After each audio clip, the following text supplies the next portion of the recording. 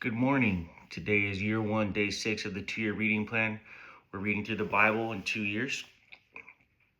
Today's reading was Genesis 8 and Matthew 3.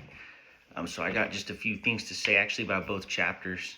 So in Genesis 8, what I find interesting is this is when Noah is delivered from the ark, meaning God releases him from the ark. And what I thought was really cool is in verse 20, then Noah built an altar to the Lord and took every clean animal of every clean bird and offered burnt offering on the altar. And the Lord smelled a soothing aroma. Then the Lord said with his heart, I will never again curse the ground for man's sake, although the imagination of man's heart is evil from his youth.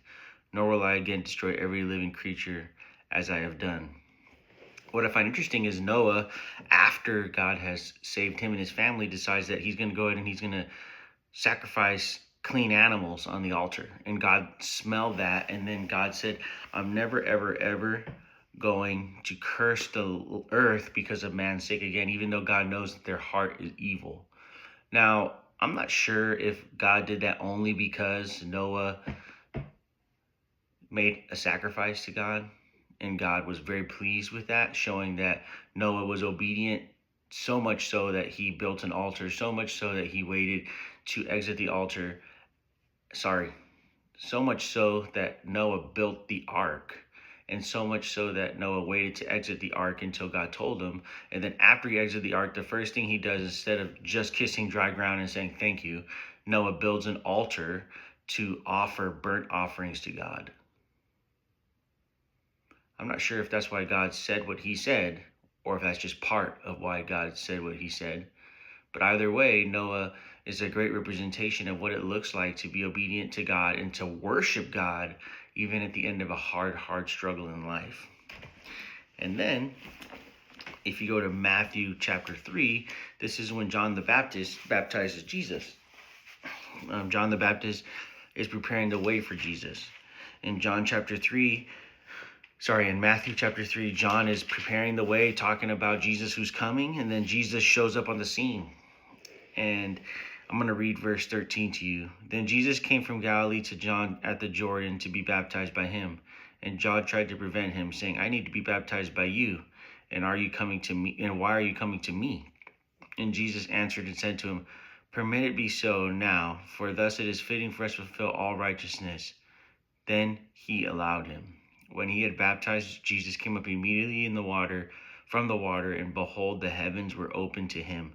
And he saw the Spirit of God descending like a dove and alighting upon him. And suddenly a voice came from heaven saying, This is my beloved Son, in whom I am well pleased. People go a lot of different directions with this baptism of Jesus.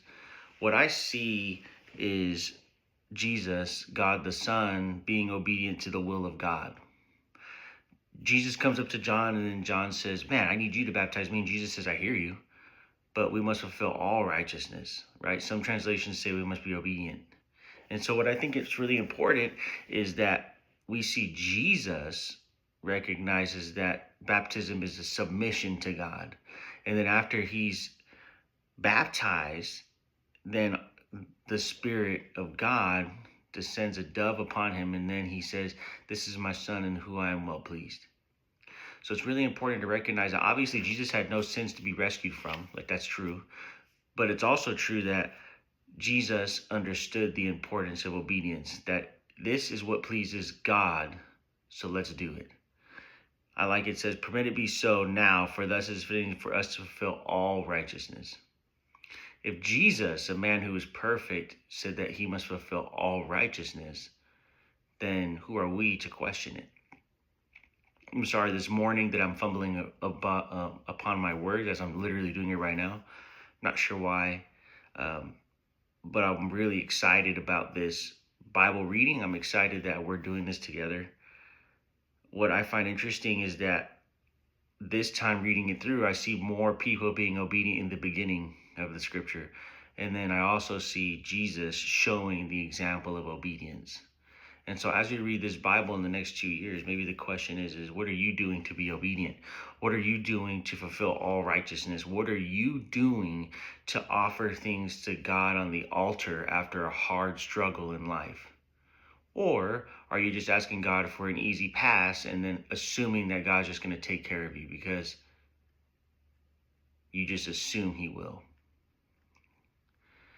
I challenge you today as you read to really think about obedience, to really look at what Jesus is doing, to really look at what Noah is doing, and seeing if your life aligns with that. Have a great day, guys.